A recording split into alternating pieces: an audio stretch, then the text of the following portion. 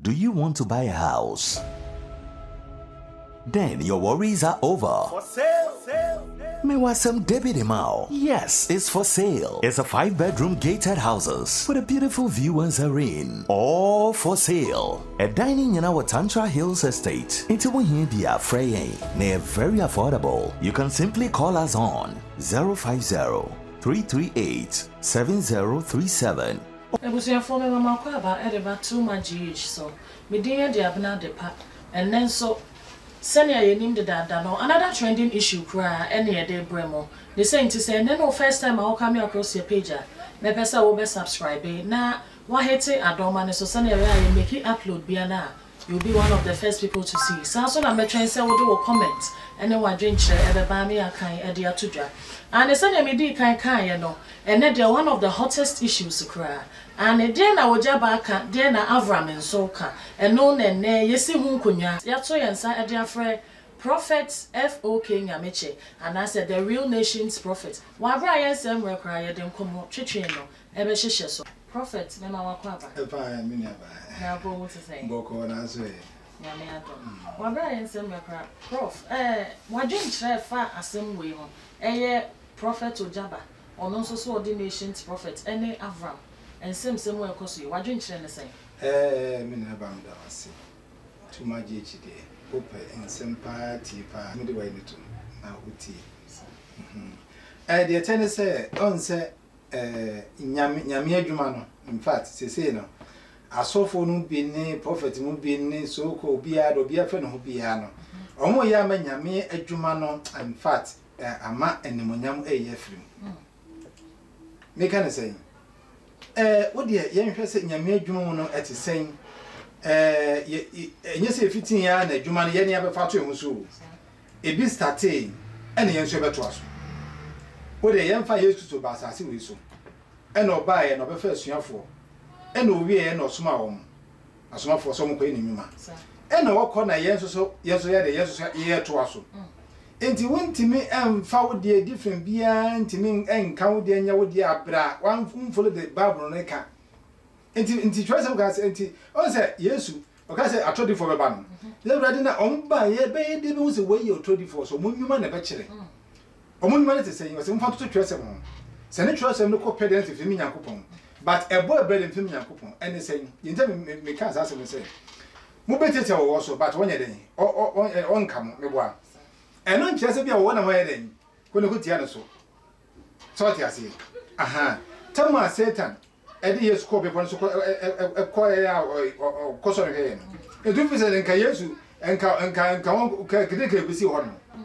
so no almighty Jesus Christ ono to me che Satan no na Satan no ko e so ko so na academy si ho ka won tia no stop no bra e so wan ka hwe o kan no na no so ti ase ena Yesu ko ena suafo no so ye hwe asomafo no omudwumadi if you hear Peter ne hwe Paul no edwumadi ne hwe no dwumadi am ede ne yan kan fa wo mo ede na atemdide be na nkwan fo mo ho anase ede ne yan fo mo so oti so bi o ma no da bi o do we da dwuma ko pati ase na ye hwe Ogyaba ne Avram di wo Ogyaba fine se wo so we Nyankopon nyame sofo a yenze nyame otumi eche otumi bia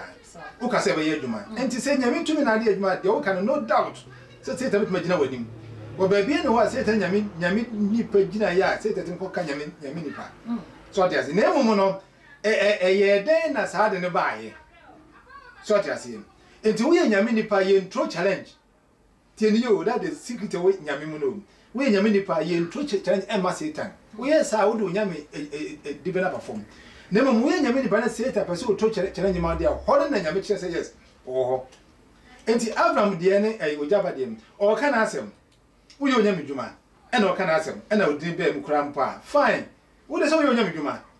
e na obo de se bia nya ne ko na yi a fine so wo ye nyame dwuma say ne ko say nyu so but say uko cancer say o ye sama ye hu say o kura no say ade no say enye no kore enye no kore Prof, ye be mo wakura wo podium ma me yebisa wo same way. Empo trusting ni no. Mose abra o call o hene faro animu kra no. Me susu sa wo throw challenge ama ye ka ne se ne magicians na wo ho no. Omo kra mo poma ne dane a wo. Ma Moses so de ne dear to home I know so dane. And you know in this case no and your Ogyaba and a true challenge no. Name Avram ne car sem a man could car no. See in other words in this guys it could even be say or no true challenge no. And also so just a man respond there na. They tell say we in Yamini pa. Nese obi true challenge sana tin you. Yo una Avram kwaso when true challenge aban sa se bia chenchinchin a tell you.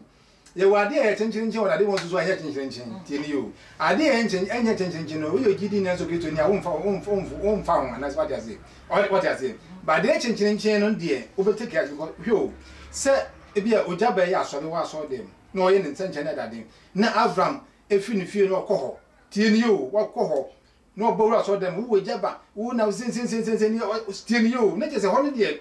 what church about was said to one among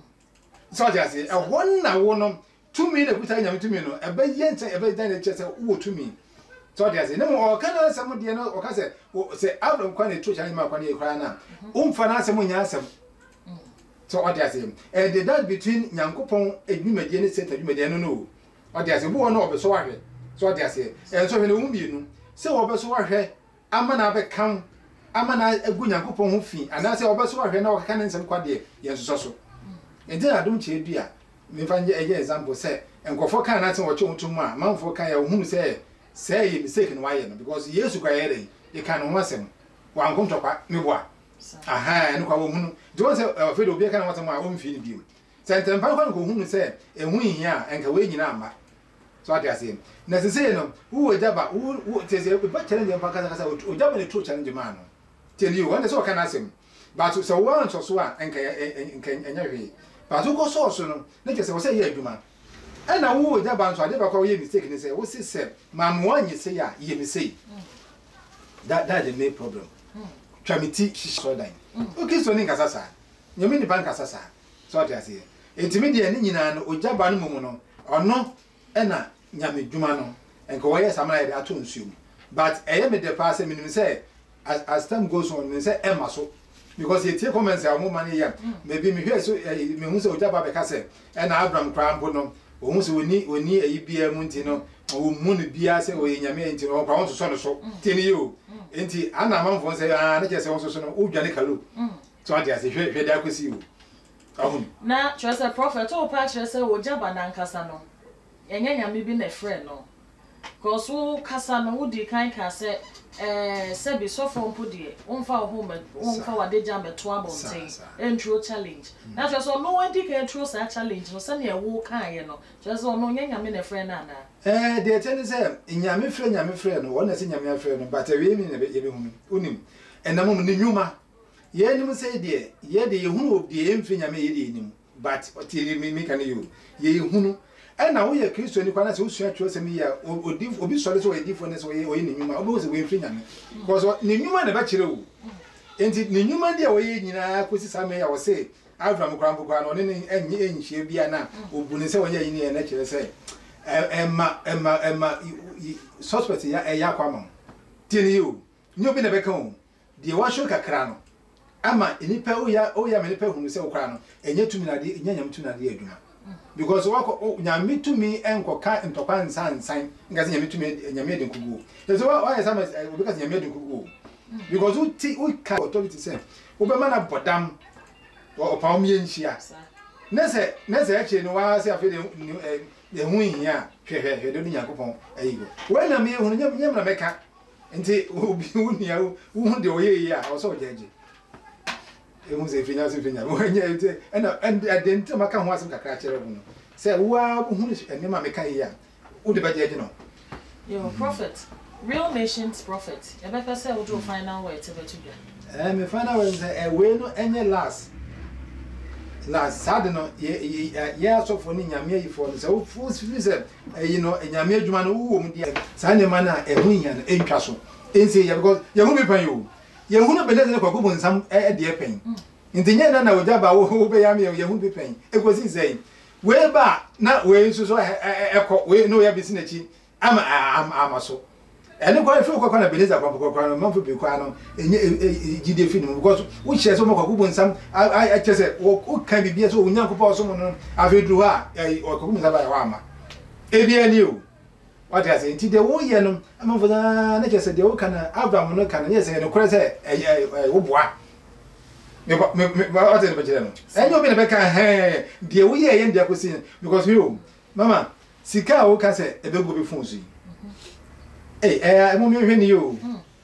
na mo no na mafo na professor ne magege mo no mo ahunu bi ntira na enye mo because Bible ka say trofo di fo ne ba o ba je ntenche na kese o me ka say bo je ko fi so ababat enfi mi nya me mo nyomu ni ente Christopher no futo me mo say na ene o mo yete nya ma ye hwe nsenkyere